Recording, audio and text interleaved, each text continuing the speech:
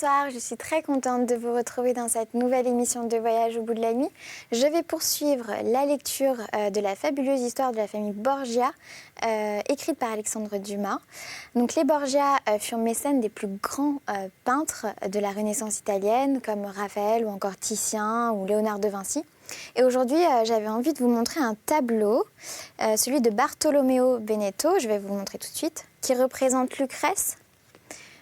Donc, qui était une des filles voilà, dont on parle dans ce roman. Elle était connue pour sa grande beauté, comme vous pouvez le voir. Mais je vous invite à aller voir ce tableau sur Internet ou dans un livre. Dites-moi d'ailleurs à l'aide du hashtag VBN si vous aimez ce tableau. Je serai très contente de lire tous vos commentaires comme d'habitude. Mais nous allons retrouver notre histoire. Installez-vous confortablement, je vous souhaite un très bon moment.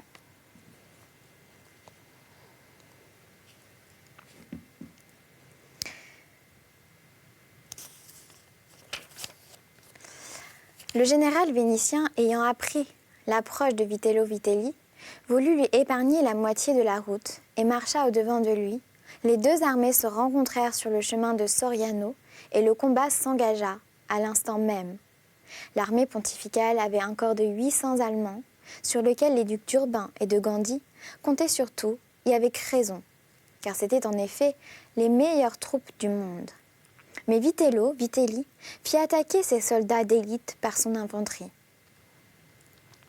qui, armés de ces formidables piques, les transperçaient, sans que ceux-ci, dont les armes étaient de 4 pieds plus courtes, pussent leur rendre les coups qu'ils en recevaient.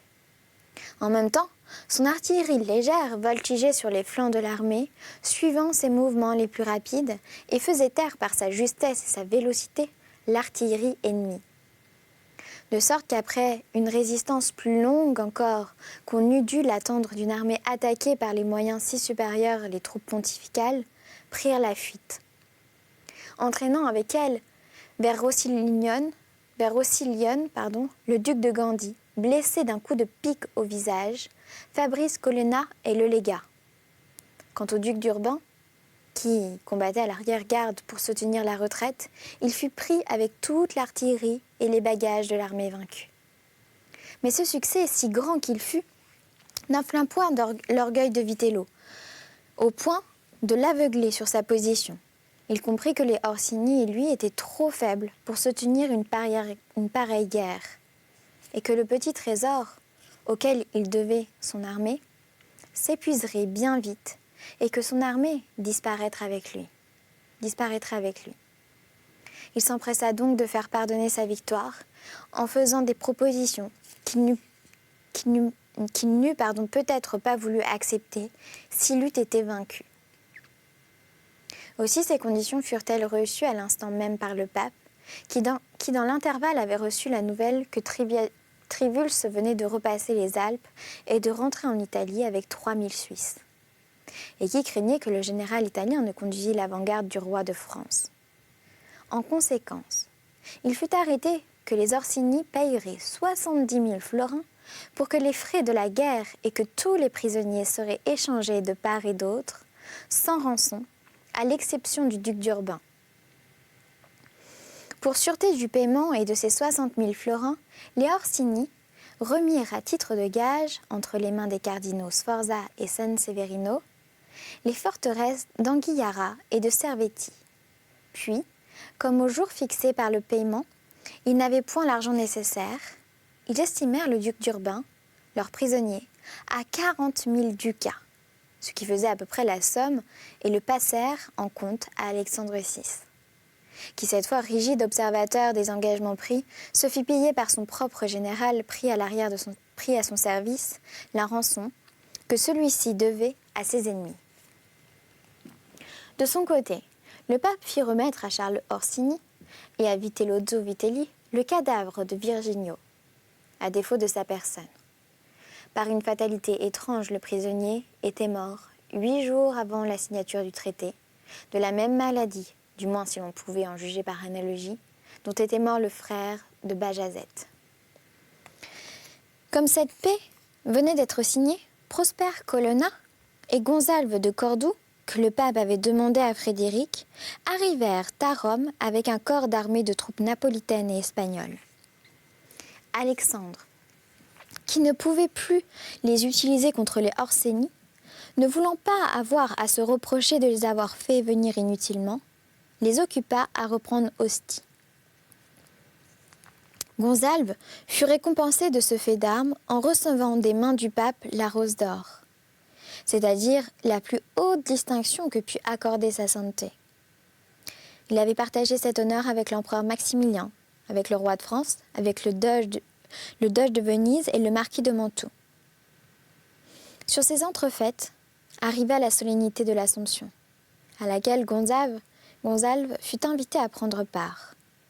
En conséquence, il partit de son palais, vint en grande pompe au-devant de la cavalerie pontificale et prit place à la gauche du duc de Gandhi, qui attirait tous les regards par sa beauté personnelle, rehaussée du luxe qu'il avait jugé à propos de déployer dans cette fête.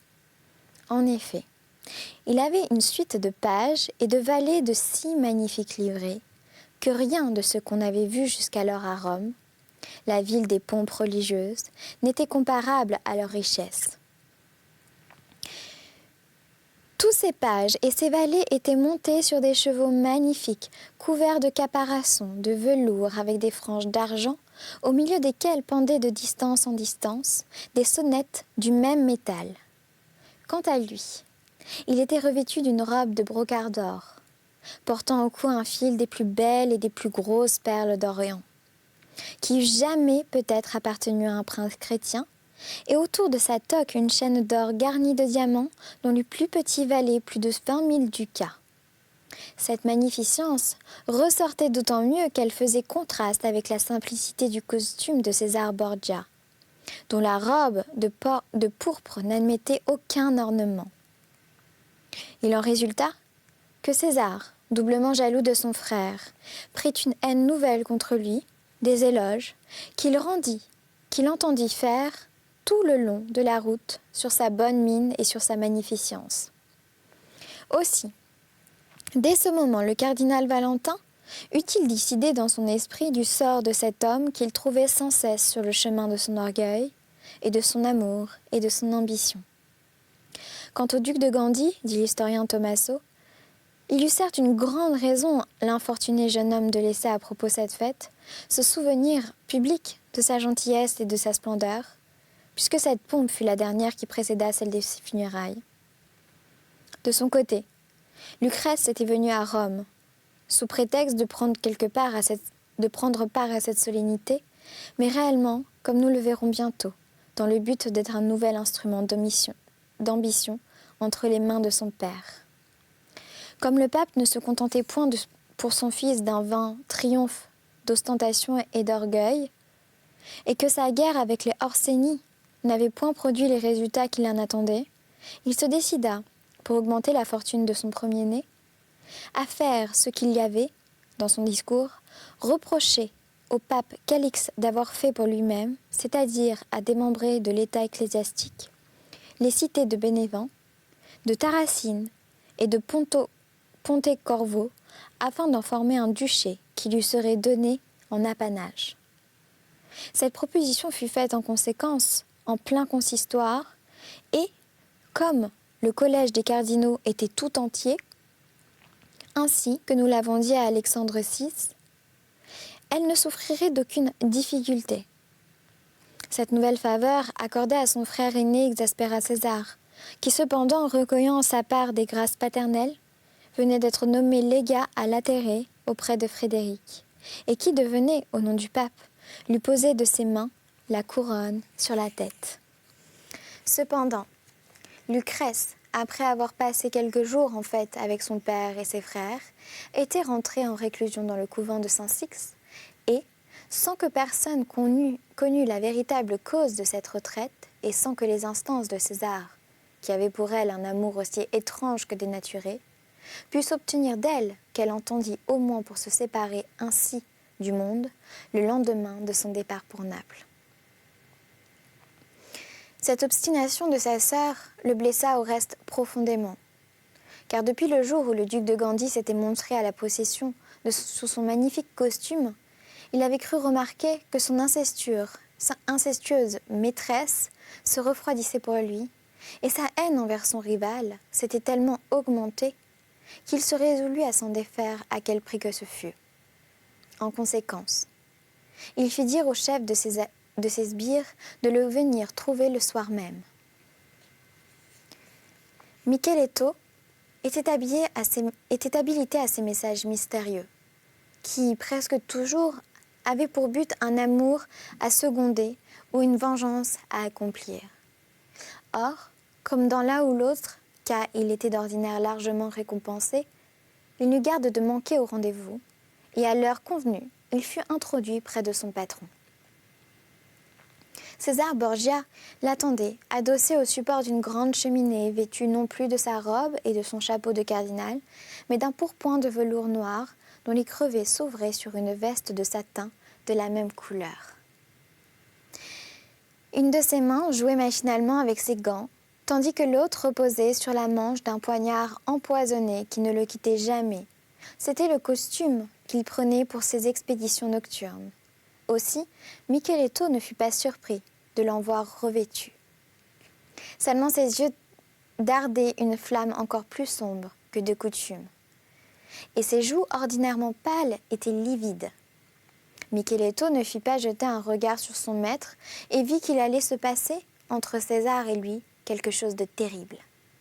César lui fit signe de fermer la porte, commandement auquel Micheletto obéit, puis après un instant de silence, pendant lequel les yeux de Borgia semblèrent vouloir lire au fond de l'âme de l'insouciant Bravo, qui se tenait debout et découvert devant lui.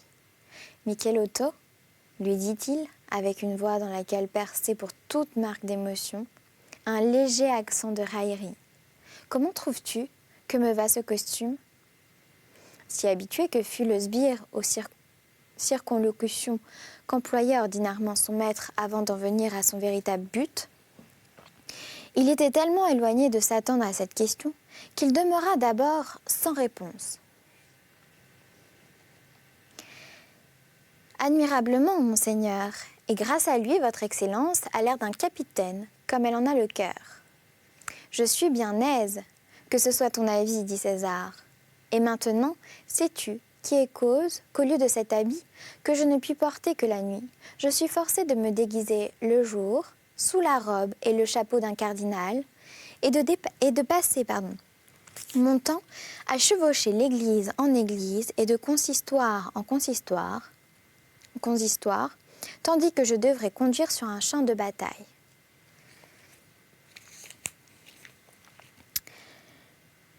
« Oui, monseigneur, répondit Micheletto, qui à ces premières paroles avait deviné César ? Celui qui est cause de tout cela, c'est monseigneur François, duc de Gandhi et de Bénévent, votre frère aîné. Sais-tu, reprit César, sans donner à la réponse du bravo d'autre approbation qu'un signe de tête accompagné d'un sourire amer. Sais-tu qui a les richesses et qui n'a pas le génie, qui a le casque et qui n'a point la tête, qui a l'épée et qui n'a point de main? Sais-tu encore, duc de Gandhi, dit Micheletto, sais-tu, continua César, quel est celui que je trouve sans cesse sur le chemin de mon ambition, de ma fortune et de mon amour? C'est toujours le duc de Gandhi, de Michelotto. Et qu'en penses-tu demanda César. Je pense qu'il faut qu'il meure, répondit froidement le sbire. Et c'est aussi mon avis. Michelotto, dit César, en faisant un pas vers lui et en lui saisissant la main, et mon seul regret est de n'y avoir pas pensé plus tôt. Car si l'an dernier, quand le roi de France est passé par l'Italie, j'avais eu l'idée aux côtés de lui, au lieu d'avoir la crosse à la main, je me trouvais à cette heure souverain de quelque bon domaine. Le pape veut agrandir sa maison. La chose est visible, seulement il se trompe sur les moyens. C'est moi qu'il devait faire duc, et c'est mon frère qu'il devait nommer cardinal.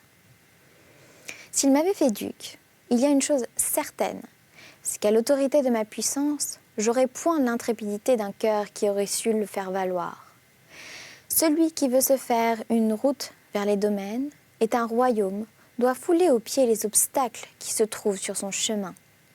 et courir franchement, sans s'inquiéter du cri de sa chair, sur les épines les plus aiguës, celui-là doit frapper les yeux fermés de l'épée ou du poignard pour ouvrir une route à sa fortune. Celui-là ne doit pas craindre de tremper ses mains dans son propre sang. Celui-là, enfin, doit suivre les exemples qui lui ont été donnés par tous les fondateurs d'empires, depuis Romulus jusqu'à Bajazet, qui n'ont été rois tous les deux qu'à la condition du fratricide. Eh bien, tu l'as dit, Michelotto, cette condition est la mienne. Je suis résolu à ne pas reculer devant elle. Maintenant, tu sais pourquoi je t'ai envoyé chercher. Ai-je eu tort de compter sur toi ?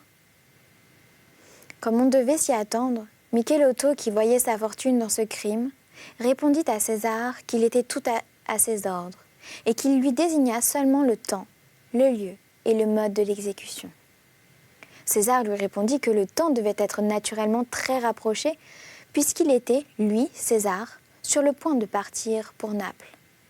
Que quant au lieu et au mode d'exécution, il dépendrait de l'occasion que chacun d'eux devrait guetter de son côté et saisir aussitôt qu'elle se montrerait favorable. Le lendemain, le jour de cette résolution avait été arrêté. César apprit que la date de son départ était fixée au jeudi 15 juin. Il reçut en même temps de sa mère une invitation pour venir souper chez elle le 14. Ce repas était donné en son honneur pour prendre congé de lui. Michelotto eut ordre de se tenir prêt à 11h de la nuit.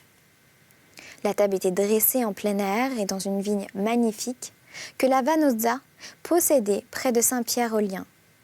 Les convives étaient César Borgia, le héros de la fête, le duc de Gandhi, le prince de Squillace, Donna Sanzia, sa femme, le cardinal de Montréal, François Borgia, fils de Calix III, Don Roderick Borgia, capitaine du palais apostolique, Don Godefroy, frère du cardinal Jean Borgia, alors légat à Pérouse, et enfin, Don Alphonse Borgia, neveu du pape.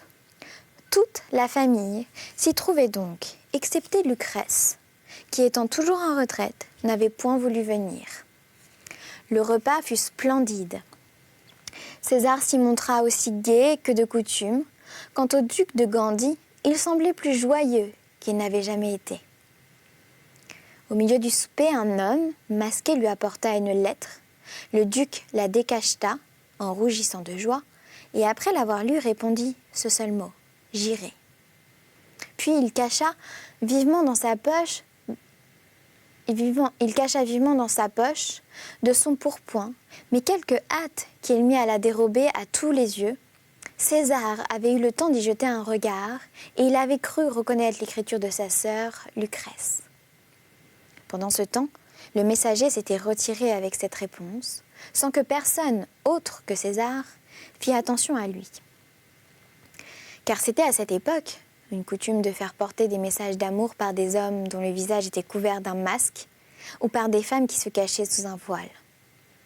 À 10h, on se leva de table et comme l'air était doux et pur, on se promena encore quelque temps sous les magnifiques pins qui ombrageaient la maison de la Vanozza, mais sans que César perdît un seul instant son frère de vue. À 11h, le duc de Gandhi prit congé de sa mère. César en fit autant, prétextant le désir qu'il avait de passer le même soir au Vatican pour prendre congé du pape, de voir qu'il n'aurait pas le temps de remplir le lendemain son départ avant d'avoir lieu au point du jour. Le prétexte était d'autant plus plausible que le pape veillait toutes les nuits jusqu'à 2 ou 3 heures du matin. Les deux frères sortirent ensemble, montèrent sur les chevaux qui les attendaient à la porte et cheminèrent à côté l'un l'autre jusqu'au palais Borgia, qui était alors habité par le cardinal Ascanio Sforza, qui l'avait reçu en don du pape Alexandre, la veille du jour où celui-ci était élu. Là, le duc de Gandhi se sépara de son frère, lui disant avec un sourire qu'il ne comptait pas rentrer chez lui, ayant auparavant quelques heures à passer avec une belle dame de laquelle il était attendu. César répondit au duc de Gandhi qu'il était fort le maître d'en user comme il lui conviendrait et lui souhaita une bonne nuit. Le duc de Gandhi prit à droite et César à gauche. Seulement César remarqua que la rue qu'avait prise le duc de Gandhi conduisait vers le monastère de Saint-Sixte, où, comme nous l'avons dit, Lucrèce était en retraite. Puis cette remarque faite, il confirmait ses soupçons. Il se dirigea vers le Vatican où, ayant trouvé le pape, il prit congé de lui et reçut sa bénédiction. À compter de ce moment, tout est mystérieux comme l'ombre dans laquelle s'accomplit le terrible événement que nous allons raconter. Cependant, voilà ce qu'on croit. En quittant César, le duc de Gandhi renvoya ses gens et resta seul avec un valet de confiance, dans la compagnie duquel il s'achemina vers la place de la Guidezza. Arrivé là, il trouva l'homme masqué qui était venu lui parler pendant le souper. Et défendant alors à son valet de le suivre plus loin, il lui ordonna de l'attendre sur la place où il était, lui disant que dans 2 heures au plus tard, il serait de retour et le reprendrait en passant. En effet, à l'heure dite, le duc de Gandhi reparut, congédia à son tour l'homme masqué et se remit en route vers son palais. Mais à peine avait-il tourné le coin du ghetto des Juifs que 4 hommes à pied, conduits par un 5e qui était à cheval, se jetèrent sur lui. Croyant avoir affaire à des voleurs ou être victime d'une méprise, le duc de Gandhi se nomma. Mais au lieu de ce nom arrêta les poignards des meurtriers, ils redoublèrent leurs coups et le duc de Gandhi tomba bientôt mort près de son valet mourant. Alors, l'homme à cheval, qui, immobile et impassible, avait regardé s'accomplir l'assassinat, força sa monture à s'approcher à reculons du cadavre. Puis les 4 meurtriers chargèrent le corps en croupe et, marchant à côté du cheval pour le maintenir, s'enfoncèrent dans la ruelle qui conduit à l'église de Santa Maria Monticelli. Quant au malheureux valet que l'on avait cru mort, on le laissa sur le pavé.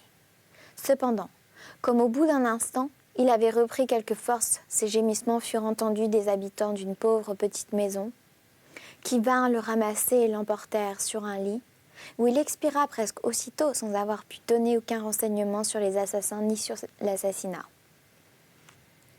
On entendit le duc toute la nuit, toute la matinée suivante. Puis l'attente devint de la crainte et de la crainte se changea en larmes.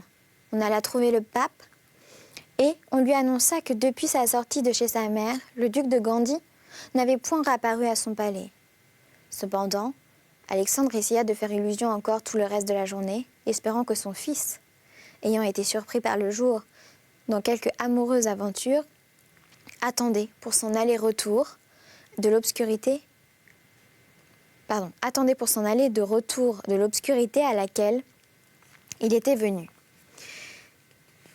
Mais la nuit s'écoula comme la journée sans aucune nouvelle, de sorte que le lendemain, le pape, tourmenté par les plus tristes pressentiments et par cette voix fatale du peuple qui crie les grands malheurs, se laissa aller au plus profond désespoir, ne pouvant au milieu de ses soupirs et de ses sanglots rien dire d'autre à ceux qui présentaient devant lui que ces mots 1000 fois répétés, qu'on le cherche, qu'on sache comment le malheureux est mort. Alors chacun se mit en quête, car ainsi que nous l'avons dit, le duc de Gandhi était aimé de tous. Mais quelques recherches que l'on fit par la ville, on ne découvrit rien, sinon le corps de l'homme assassiné que l'on reconnut pour le valet du duc. Du maître, il n'y en avait aucune trace. On pensa donc avec raison qu'il était probablement été jeté dans le Tibre, et l'on commença à le suivre ses bords, à commencer de la rue de la Ripetta, en interrogeant tous les bateliers et les pêcheurs qui avaient pu voir, soit de leur maison, soit de leur barque, ce qui s'était passé sur les rives du fleuve pendant les 2 nuits précédentes. D'abord, toutes les demandes furent inutiles, mais en arrivant à la hauteur de la rue Fontanor, on trouva enfin un homme qui dit avoir vu se passer pendant la nuit du 14 au 15 quelque chose. Et voilà, c'est ainsi que s'achève notre émission. Mais retrouvez-nous dans la prochaine pour savoir la suite de cette histoire. Je souhaite une très bonne nuit à ceux qui vont se coucher et une très bonne journée à ceux qui se lèvent.